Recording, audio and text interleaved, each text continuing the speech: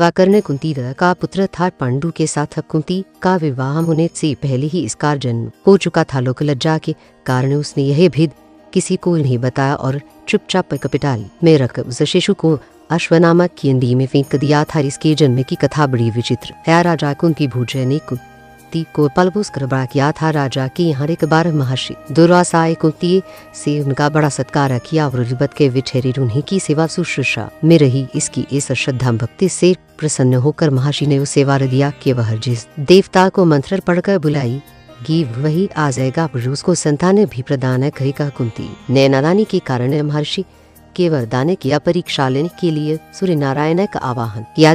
से अक्षर सूर्य देव वहाँ आ गए। उन्हीं के सेवा के कारण कुंती की गर्भ से कर्ण का जन्म हुआ। जब पिटारी में रख रहे शिशु को रूस ने फेंक दिया, वह तो वक्त पिटारी बहती हुई आदि पहुंची। वहाँ वधिरथ ने कौतूहल वशु से उठा लिया। वह खोल कर दिखा तो उसमें गैरी के जीवित शिशु देख कर एवं आश्चर्य करने लगा। वह अधिरथ उस शिशु की निरीह अवस्था पर करुणा करके उसे अपने घर ले आया और उसका पालन पोषण करने लगा। उसने उसे अपनी संतान समझा। बालक की शरीर पर कच्चर कुंडल देख कर उसको और भी अधिक आश्चर्य हुआ और भी उसे लगा कि वह बालक कोई होनहार राजकुमार है। उसने उसका नाम वसुसेन रखा। वसु का अर्थ है धन। चूड़ा कुंडल रूपी धन उसके पास था। विधाता ने ही उसको इसे दिया था, इसलिए उसका नाम वसुसेन उचित ही था। वसुसेन जब कुछ बड़ा हुआ वह तो उसने शास्त्रों का अध्ययन करना आरंभ कर दिया। वह सूर्य का उपासक था। प्रातः काल से लेकर संध्यात्र वह सूर्य की उपासना ही किया करता था। दानी भी बहुत बड़ा था। उपासना के समय कोई भी आकर उसे जो कुछ भी मांगता वह बिना हिचकिचाए उसको दे देता था। मूल्य से अमूल्य वस्तु से उसको मोह नहीं था। उसका गौरव तो दानवी कहलाने में था और अपनी कृतियों से उसने वास्तव में यह सिद्ध भी कर दिया कि वह दानवी था। उसके समान दानी कौरवों और पांडवों में और कोई नहीं था। उसका परिचय तो हमें वो समय मिलता है पजवेंद्र ब्राह्मण का वेश धारण कर कि उसके पास उसकी मूल्य निधि कुछ कुंडल मांगने गया था।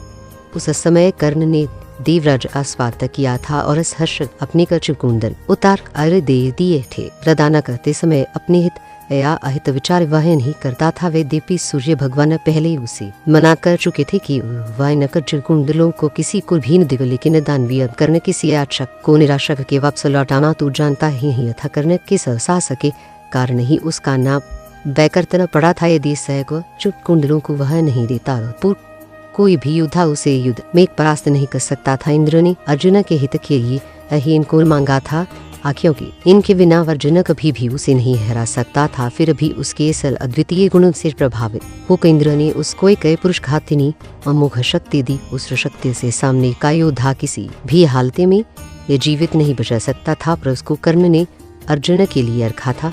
लेकिन श्री कृष्ण ने चाल चली और कर्ण की उस शक्ति को घटोत्कच पर चलवाकर अर्जुन के जीवन पर सखतरे को स्पा के लिए मिटा दिया। घटोत्कच आकाश में विचरण करके कौरवों पर अग्नि की वर्षा कर रहा था और जिसने भारतों सारी सेना को पूरी तरह विचेत कर डाला था। वह शक्ति लगते ही निर्जीव होकर पृथ्वी पर गिर पाया। धनुर्विद्या में कर्ण अर्जुन के समान ही कुशल था। एक बार जब महाराज धृतराष्ट्र की आज्ञा से कौरव पांडवों की अस्त्र शिक्षा की परीक्षा के लिए एक समारोह किया गया था, तो अर्जुन ने अपने अस्त्र शिक्षा के कौशल से कुछ की टक्कर दिया था। उसने ऐसी क्रियाएं कर दिखाई थी कि किसी भी योद्धा की हिम्मत नहीं होती थी कि उसका जवाब दे सके। एक विजेता की तरह की कौशल दिखाकर वह प्रशंसा लूट रहा था। दुर्योधन सा समय प्रबल सा होकर चुपचाप बैठा था। अर्जुन का सा कौशल दिखाना उसके सामर्थ्य की भी पार था। उसी समय कर्ण वहां आर पहुंचा और उसने मैदान में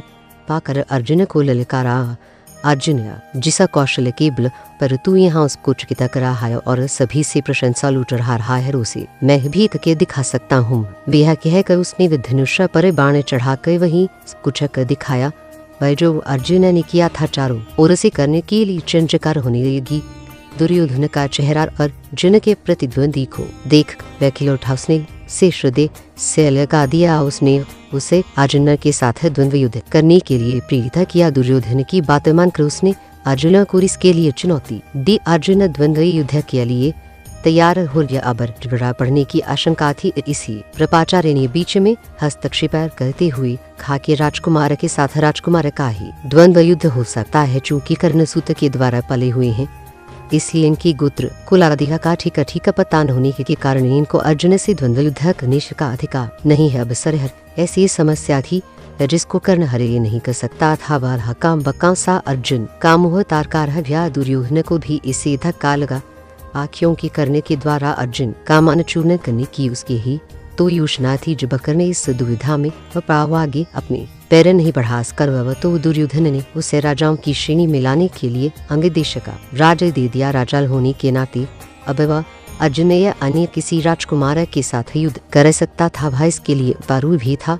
वह लेकिन संध्याल होनी सकी कारण यह वाद विवाद थमत आया और सब अपने घर चले गए। तब सा फिर जीवन में सदा ही कर्ण अर्जुन से प्रतिद्वंदी के रूप में मिला। अर्जुन से ही उसकी विशेष रूप से शत्रुता की वह उसकी प्रसिद्धि को सही नहीं सकता था। अनेक स्थलों पर वह अर्जुन के सामने आप भले के अपना कुलगोत्र न बता सकने के कारण उसे समय से हटना पड़ा। वह सूत पुत्र कहलाता था क्योंकि सूत ने ही उसको पाया था। इसी कारण द्रौपदी के स्वयंवर में भी गुणत्युमठी की आँख बिधने की सामर्थ्य रखते हुए भी उसको अवसर नहीं दिया गया। स्वयं द्रौपदी ने ही सूत पुत्र कहकर उसका अपमान किया था और उसकी पत्नी बनने से इनकार कर दिया था। सूत पुत्र को क्षत्रिय कन्या का वर्ण करने का अधिकार नहीं है। वही ये शब्द शूल की तरह उसके हृदय में चुभ गए थे और भलफू के घूंट पीकर अपने स्थान पर आ बैठा था। लेकिन द्रौपदी के प्रति उसकी घृणा इतनी बह गई थी कि बड़े सभा में दुशासन ने द्रौपदी को नंगा करना चाहा था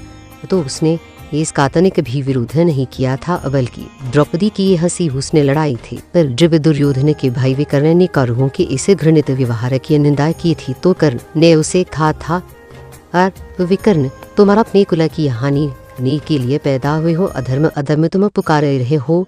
वह द्रौपदी के साथ जो भी व्यवहार किया जा रहा है वह ठीक है। वह दासी है और दासी के ऊपर स्वामी का पूरा अधिकार होता है। दिया रहकर उसने द्रौपदी के द्वारा की अपने अपमान का बदला चुकाया था। उस समय उसका हृदय पत्थर की तरह ठुर हो गया था। जैसी भी बन पड़ा उसने द्रौपदी का अपमान किया। उसे पान पुरुषों की व्यभिचारणीय स्त्री का और हर तरह से उसे धिक्कारा। उस समय प्रतिशोध की आग में जलते हुए उसने उचित अनुचित का विचार बिल्कुल छोड़ दिया। द्रौपदी को अनंगी देखने और दिखाने की उसकी इच्छा थी। इसे स्पष्ट होता है कि कर्ण प्रतिशोध की भावना के आगे सत्य न्याय और धर्म की भावना को पूरी तरह भूल जाता था। यह है उसके चरित्र की दुर्बलता। ये है कर्ण स्वभाव से कुटिल भी था। वह दुर्योधन को इसी प्रकार को चक्रलक्ष्य की सलाह दिया करता था जैसी शकुनि देता था। जिस समय जुए में हार कर पांडव वनवास के लिए चले वे और द्वैत वने में वे अपना समय काट रहे थे।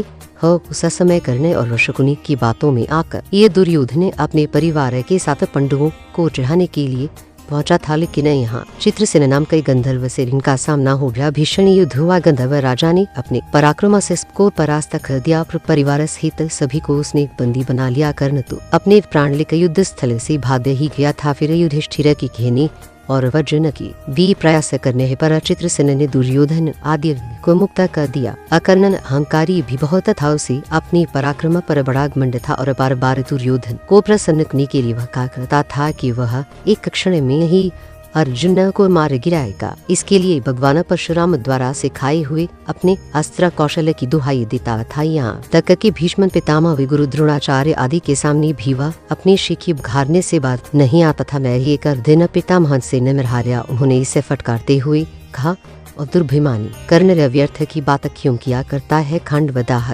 के समय श्री कृष्ण और अर्जुन ने जो वीरता प्रकट की थी उसको याद कर कि तुझे लज्जित होना चाहिए। क्या तू श्री कृष्ण को साधारण व्यक्ति समझता है? वह अपने चक्र से तेरी समूह शक्ति को खंडल खंड कर देंगे। व्यर्थ दंभ करना का सच्चे वीर का गुण ही है। पितामह की यह बात सुनकर कर्ण क्रुद्ध हो उठा और उसने जल लाकर अपने शस्त्र फेंक दिए और कहा, पितामह ने सभी के सामने मुझे लज्जित किया है। अब तो इनकी मृत्यु हो जाने पर ये मैं अपना पराक्रम दिखाऊंगा। इसी दुराग्रह के कारण जगत के भीष्म पितामह जीवित है तर युद्ध हरते रहे। कर्ण ने युद्ध में हाथ नहीं बंटाया। जब उसने सुन लिया कि वे धराशायी हो चुके हैं वह उस क्षण प्रसन्न होकर वह दुर्योधन के पक्ष में आकर शत्रु से युद्ध करने लगा। गुरु द्रोण के पश्चात कौरव सेना का तीसरा सेनापति वही था। इसी वृत्तांत से यही स्पष्ट होता है कि वह अत्यधिक क्रोधी स्वभाव का था। सदा अहंकार में उसकी बुद्धि डूब रहती थी और इस कारण बुद्धिमानों की ये बातें भी बुरी लगती थीं। इसके विपरीत अर्जुन धीर बुद्धि और विनयशील था। पैसा के होते हुए भी कर्ण अपनी बात का धन्य था। जो कुछ भी वह दे देता था उससे हटना वो वह जानता ही नहीं था। श्री कृष्ण ने उसे यह बता दिया था कि वह कुंती का ज्येष्ठ पुत्र और साथ में उन्होंने उसे पांडवों की ओर मिल जाने का आग्रह भी किया था। लेकिन इसको सुनकर भी उसने दुर्योधन के साथ विश्वासघात करना उचित नहीं समझा। श्री कृष्ण ने कहा था, कर्ण भाइयों के विरुद्ध लड़कर उनको मारने की कामना करना पाप है, इसलिए तुम कौरवों का साथ छोड़कर पांडवों का पक्ष ले लो। युधिष्ठिर तुम्हें अपना अग्रजय मानकर अपना जीता हुआ साम्राज्य तुम्हें ही दे देंगे। वह कृष्ण की यह प्रलोभन भरी बातें सुनकर भी कर्ण अपने वचन पर दृढ़ रहा और कहने लगेगा, ऋषि कृष्ण पर दुर्योधन के साथ विश्वासघात करना सबसे बड़ा पाप है। यदि मैं उसकी मित्रता को तोड़कर पांडवों की उरा मिल जाऊंगा वह तो देखेगी कि कर्ण अर्जुन सिर कर उनकी उरा में गया, फिर मैं ऐसा क्या करूं? मेरी माँ ने तो मुझे मारने का सारा प्रबंध कर दिया था। सूत ने ही मुझे उठाया और पाला, इसलिए वे ही मेरे पिता तुल्य है। सूतों के साथ मैं कई यज्ञ भी कर चुका हूँ और मेरा विवाह संबंध भी सूतों के परिवार में ही हुआ है। तो फिर मेरा पांडवों से क्या संबंध रहा? धृतराष्ट्र के घराने में वही दुर्योधन के आश्रित मैं रहा हूँ और 13 वर्ष तक मैंने उन्हीं का दिया हुआ राज्य किया है। फिर कैसे उनके साथ विश्वासघात कर दूं? दुर्योधन को मेरे ऊपर पूरा विश्वास है। मेरी कहने से ही तो उसने इस युद्ध को मोल लिया और अर्जुन के प्रतिद्वंदी के रूप में दुर्योधन की आशाएं मेरे ऊपर ही तोलगी हुई हैं। इस परिस्थिति में अपने आश्रयदाता और मित्र दुर्योधन को छोड़कर मैं कभी पांडव पक्ष में नहीं मिला सकता। यदि एक बार में बल भी गया तो युधिष्ठिर जो राज्य मुझे देगा उसे अपने वचन के अनुसार मुझे दुर्योधन को देना होगा। इससे तो पांडवों का सारा प्रयत्न ही निष्फल चला जाएगा। यह सभी कुछ सोच विचार कर मैं निश्चय पूर्वक कहता हूँ कि मैं मित्र दुर्योधन का आशा छोड़कर और किसी पक्ष में नहीं मिल सकता। लेकिन हाँ यह सूचना अवश्य देता हूँ कि युद्ध में मेरा प्रतिद्वंदी केवल अर्जुन ही है। उसके सिवा किसी पांडव का वध में नहीं करूंगा। न करने का यह कथना उसके चरित्र की अमानता पर प्रकाश डालता है। बात का कितना पक्का। वह दानवीर दुर्योधन चाहे अधर्मीय था लेकिन उसका तो आश्रयदाता था। फिर वह उसकी साथ कैसे कर सकता था? अंततः उसने दुर्योधन का साथ दिया और अपने आप को एक सच्चा मित्र प्रमाणित कर दिया। कर्तव्य के प्रति कर्ण पूरी तरह कठोर था। वह युधिष्ठिर तथा अर्जुन की तरह से हृदय नहीं था कि पांडवों के विषय में ये अज्ञात होते ही कि उसके भाई हैं। युद्ध करना बंद कर देख बरमने में ही दृढ़ संकल्प करके उसको पूरी तरह निभाना ही उसकी जीवन का उद्देश्य था। दुर्योधन की सहायता करना उसका कर्तव्य था। विसे पांडवों के प्रति जागृत हुआ। भ्रातृत्व भाव भी उसे विचलित है अनकरस का और फिर भी अर्जुन के प्रति ठोर और वैश्यापूर्ण दृष्टि उसकी बनी ही रही। यहाँ तक कि स्वयं माता कुंती ने जाकर कर्ण को अपनी ओर मिलाने की इच्छा प्रकट की थी। लेकिन उस समय भी वह वीर अपने पथ से विचलित नहीं हुआ। यह उसकी चरित्र की श्रेष्ठता ही थी। फिर एक बार कृष्ण को वचन देकर अर्जुन के सिवा अन्य किसी पांडव की और उसने शस्त्र नहीं उठाया। अर्जुन से ही युद्ध करते हुए वह वीरगति को प्राप्त हुआ था। महाभारत युद्ध में तभी उसकी वीरता देकर स्वयं श्री कृष्ण उसकी प्रशंसा करने लगे थे। कितनी ही बार वह अर्जुना के रथ को पीछे हटा देता था। जब तक वह सेनापति रहा अर्जुन बार बार उसके प्रहारों से विचलित हो उठता था। उसकी समझ में नहीं आता था कि वह कैसे ईसर परम युद्धाल को परास्त की। लवंत में वह पूरी तरह निराशा होकर उसने कृष्ण की ओर देखा। करने के रथ का पहिया जमीन में धल से गया था। वह उसे निकालने का प्रयत्न कर रहा था। उसी समय कृष्ण के इशारा करने पर अर्जुन ने अन्याय का आश्रय लेकर उसका वध किया। नहीं तो उस वीर को मारना बहुत कठिन था। फिर यदि उसके हाथ में इंद्र की वह अमोघ शक्ति होती तो फिर उसको कोई भी पराजित नहीं कर सकता। और यह निश्चय था कि वह अर्जुन का वध के विजय का शंख फूंक देता। लिखे न विधाता की यही गति थी। अमोघ शक्ति को वह पहले ही घटोत्कच पर चला चुका था। अब उसके पास विशेष अस्त्र कोई नहीं था। फिर भी बड़ी कठिनाई से अर्जुन उसे मार पाया था। महाभारत में जहाँ भी उसके पराक्रम का वर्णन आया है वहाँ अर्जुन के बराबर ही उसको पराक्रमी माना गया था। भी वह इतना ही पराक्रमी। अकर्ण्य के पराक्रमी में धब्बाल गाने वाली एक बात यह है कि वह भी था, वह दास थे और अन्याय का ही आश्रय नहीं लेता था। उसने अल्पवयस्क राजकुमार अभिमन्यु का चक्रव्यूह के भीतर औरों के साथ मिलकर धा किया था। उसी ने उसके धनुष को काट गिराया था और फिर उसने हथेबालकर ब्रज महारथियों ने मेघ आक्रमण किया था। जिनमें से कि वह अभियता ने हथे बालक की हत्या का अपराध सदा उसके क्षेत्र के साथ लगा रहेगा। इसीलिए इतना पराक्रमी होने पर भी कर्ण अर्जुन की तरह महापुरुष की कोटि में नहीं आ सकता। उसका हृदय करुषित हाल से दरहर करने के चरित्र पर दृष्टिपात करने से मालूम होता है कि वह किसी दृष्टि से महान था और अपने के ही व्यवहारों के कारण पतित भी था। उसकी महानता उसके दानवीय होने में है, उसके दृढ़ संकल्प होने में है, उसके अपने मित्र और राष्ट्रदाता के विश्वास पात्र होने में है। वह लेकिन ऐट और पटपूर्ण व्यवहार व्यर्थ का दम्भ और क्रोध उसके चरित्र की गरिमा को कमा करते हैं। तथा वह इतना पराक्रमी था कि उसके मरते ही दुर्योधन का सारा धैर्य टूट गया था और वे उसे अपनी पराजय की आशंका निश्चित रखने लगी थी। और वहीं हुआ भीष्म की मृत्यु के पश्चात कौरवसेना का विनाश हो गया। स्वयं दुर्योधन भी भीम के द्वारा मारे डाला गया। युद्ध में पांडवों को विजय प्राप्त हुई। वीडियो अच्छी लगी हो तो वीडियो को लाइक करो, चैनल को सब्सक्राइब जरूर करें।